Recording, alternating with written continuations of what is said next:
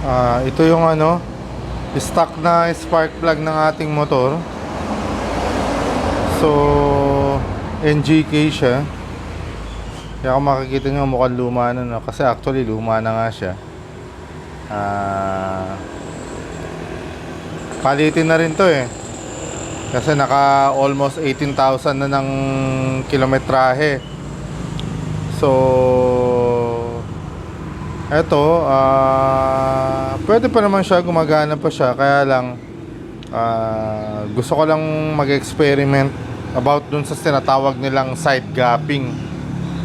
So, yun, dun sa mga interested, tara, samahan nyo ako, i-side gap natin tong spark plug na to.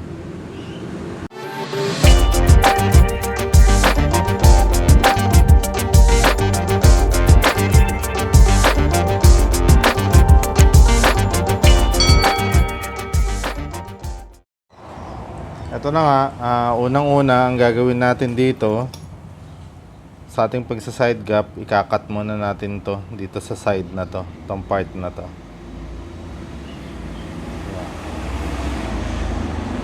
Babawasan natin itong negative electrode nya or itong outer electrode.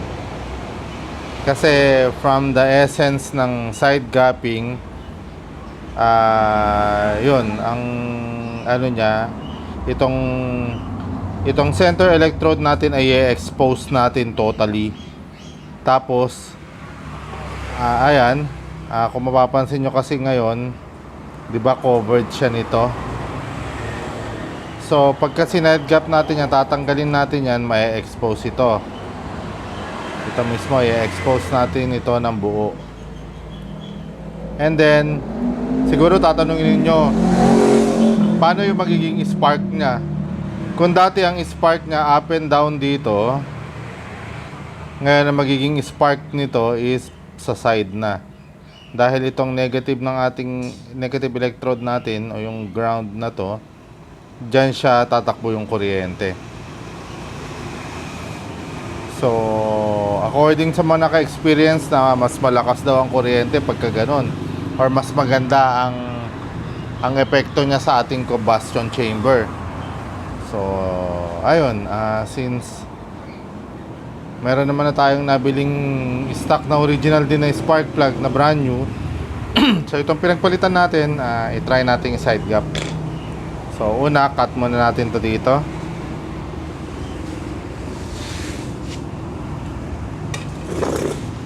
Gamit tayo ng lagaring bakal.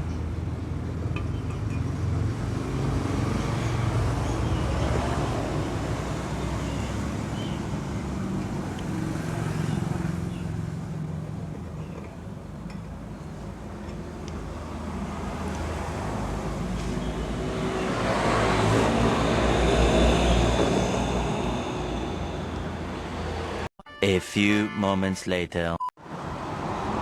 So ito, nakat na natin ng lagaring bakal.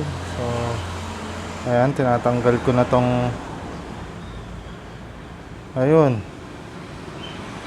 laki din na natanggal And then, syempre, dahil ganyan ang itsura, kailangan din nating pakinisin or gamitan natin itong garugad or file para umayos naman yung itsura niya.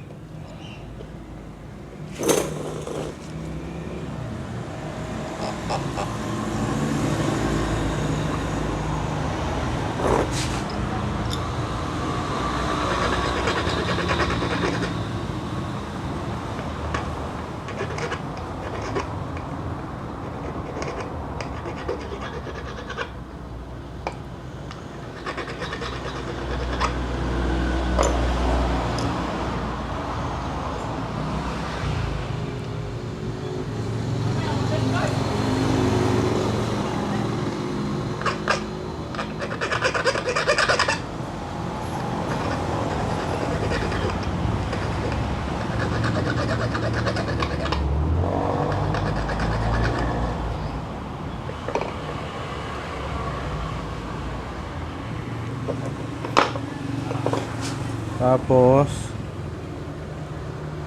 pagka sa tingin nyo okay na yung kinis, pero ako mukhang hindi pa eh. So pakinisin pa natin ng gusto.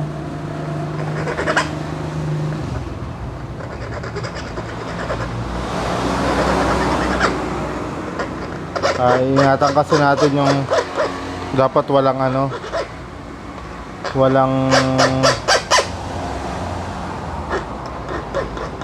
walang something na pwedeng maka-damage dun sa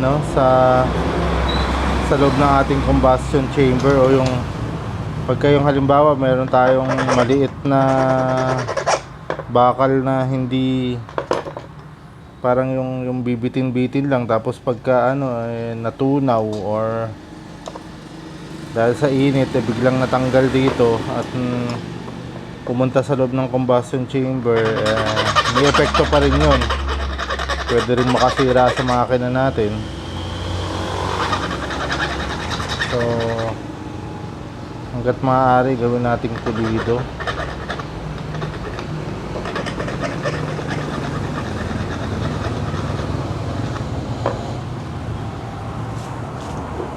So ito, I guess okay na siya. But then kung mapapansin nyo, ang layo, di ba?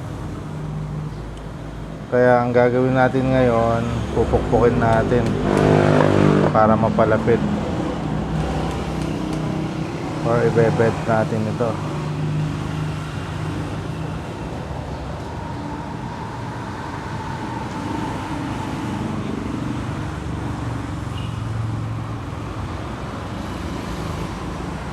Ayan. So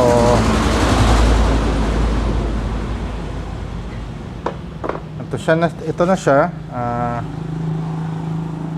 Kailangan lang sana, mas maganda sana kung meron tayong panukat para dito sa gap nya, which is 0.08 mm. And I guess itong sa akin parang masyadong maluwag eh. So tansyahan na lang, adjust ng konti, pukpok paunti-unti.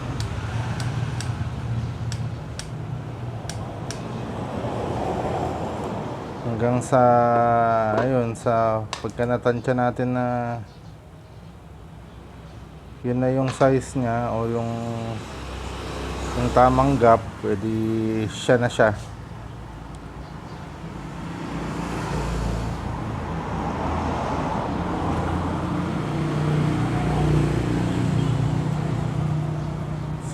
I think itong na to, okay na to. Ayan.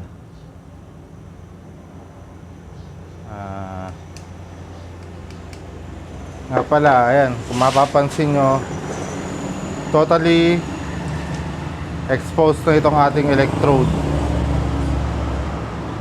Yan, ganyan ang side gapping. Side gapping kasi yung gap nitong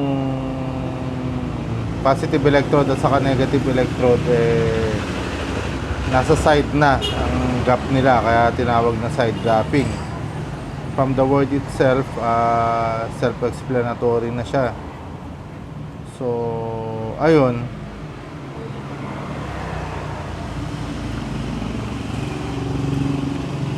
kaya totally ma-expose na itong positive electrode or center electrode.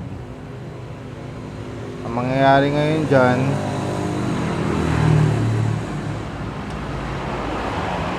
diretso na naka-expose sa combustion chamber yung ating firing. So ayun, ito testing natin mamaya kung paano yung kanyang sunog ng kanyang, or yung kuryente niya in between, and then try din natin pagka pinaandar natin sa motor kung paano ang performance. So saglit, ayusin natin ang gusto. A little longer than a few minutes later. Nga pala, bago natin isalpak tong ating ginawang side gapping, Ito. Naalala ko na meron nga pala magandang panukat ng gap ng ating ng ating spark plug. Ito, lakaring bakal. Pero ang pansusukat natin itong may pintura pa. Hindi yung itong nagasgas na, kasi itong nagasgas manipis na yan eh. So, kadalasan lalo na yung mga veteranong mekaniko at saka yung mga magagaling na mekaniko, itong pinansusukat nila. Ayan kailangan saktong-sakto. Or tipong, ayan lang, yung tipong naglalaro siya na ipapasok mo, na ilalabas mo. Yan yung gap niya. Yan. So, tulad nito, ayan so, yan yung magandang distansya ng gapping niya. So, yun. Ito, since nagawa na natin siya ng gap, or na-check na natin yung gap niya, spark plug gap niya, edi ang gawin na natin, susunod na tatry natin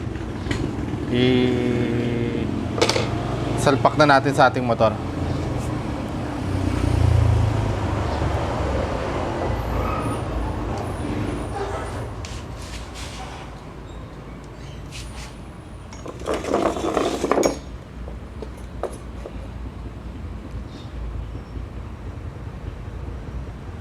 So ayan,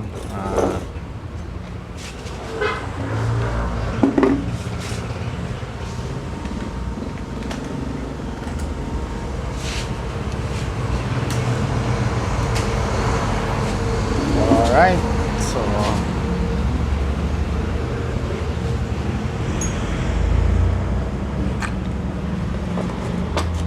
at the same time, check na rin natin tong kasi nakabili na ako ng bagong original na stock na spark plug din lang. Check din natin kung paano yung naging sunog niya.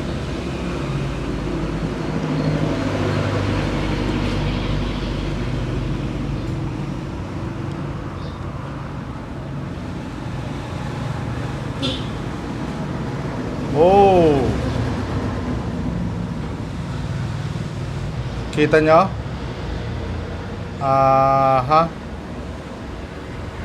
Naging lean. So, sobra to sa hangin. Sobra sa hangin.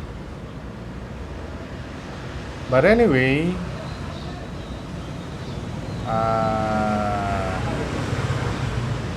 ibig sabihin hindi nakatono tong carb.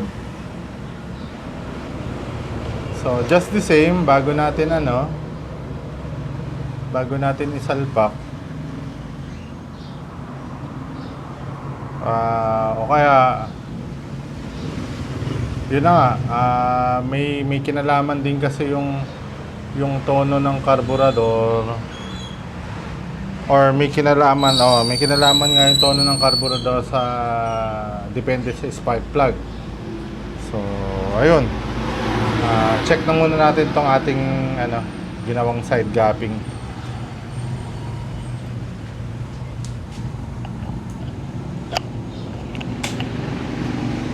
So, kita ba?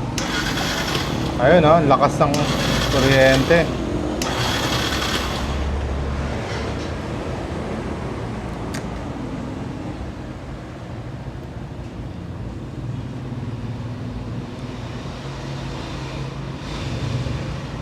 So, kabit na natin.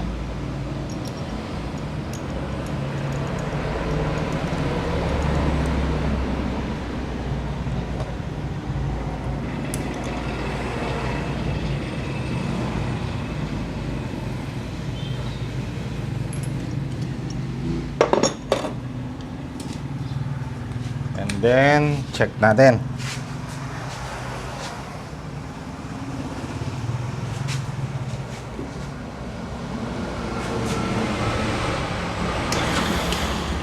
Ayun, ganda lang andar.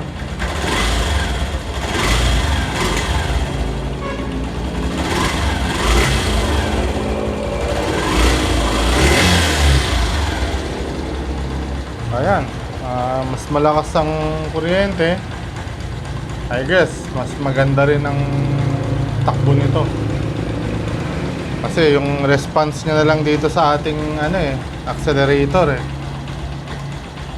So, that's it. Mainam nga pagka side gapping ang ginawa. Malaking tulong siya. At saka gumaganda ang performance ng ating motor. So, yung mga nakapanood hanggang dito sa bandang huli, maraming salamat. Sana wag kayong magsawang suportahan tong aking channel. Thank you!